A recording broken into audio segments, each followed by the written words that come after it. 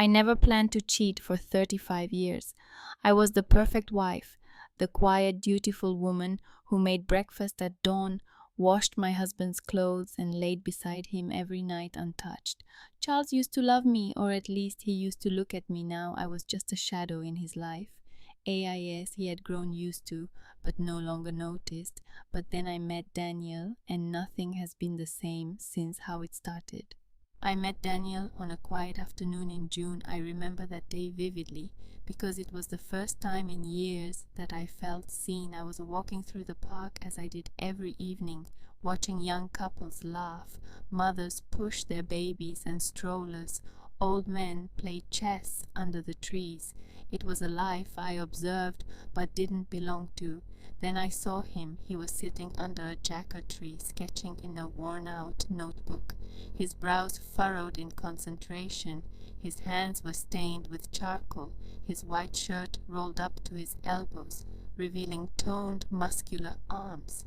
When his eyes met mine, I felt something shift in my chest. "You have an interesting face," he said. I laughed. "That's a polite way of saying old no," hammered, studying me.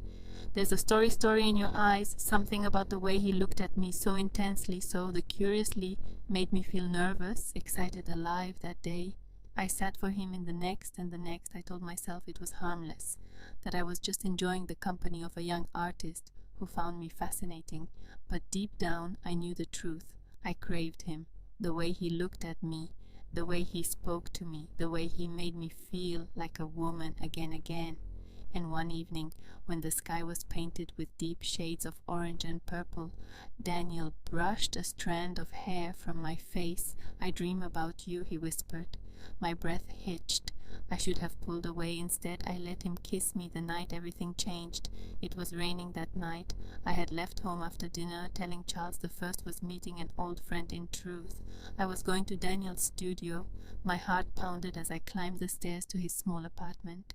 The air smelled of paint and wet earth, and when he opened the door, he was shirtless, his jeans hanging low on his hips. I swallowed hard. "You came," he said, his voice thick.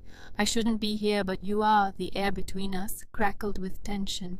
Then he reached for me. His fingers brushed against my neck, his touch sending a shiver down my spine. Should have told him to stop.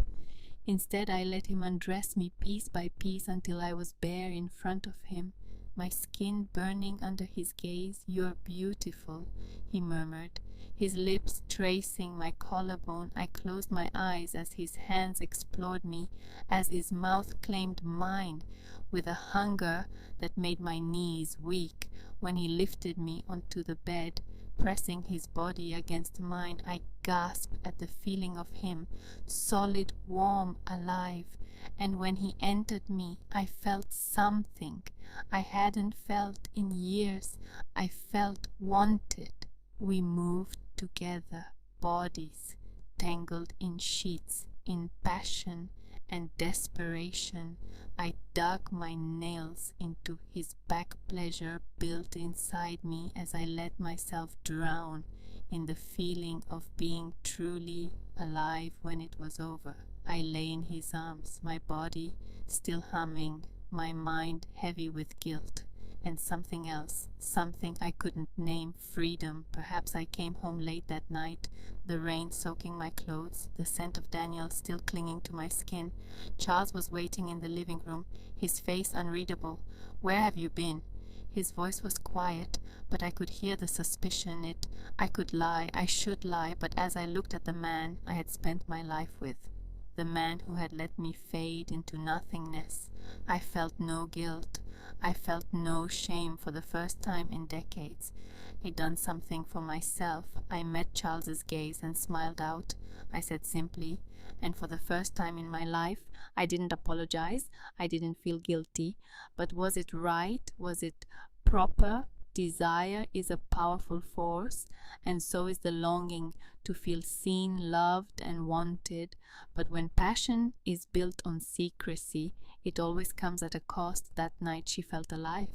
But was it truly freedom, or just another kind of prison? Infidelity may seem like an escape from loneliness, but it often leads to deeper emptiness. What if instead of stepping outside she had fought for the love inside her home? What if Charles wasn't indifferent, but simply unaware of her silent pain? Real relationships require effort from both sides, but healing starts with communication. If you feel invisible in your marriage, don't wait for someone else to see you. Make yourself seen. Speak up. Demand love. And if change doesn't come, then decide your path with honesty, because real freedom isn't found in stolen moments, found in choosing yourself with integrity. What do you think? Was she right to choose passion over a duty, or was there another way? Let's talk in the comments. And if you love thought-provoking stories like this, don't forget to like, subscribe, and turn on notifications for more, or see you in the next one.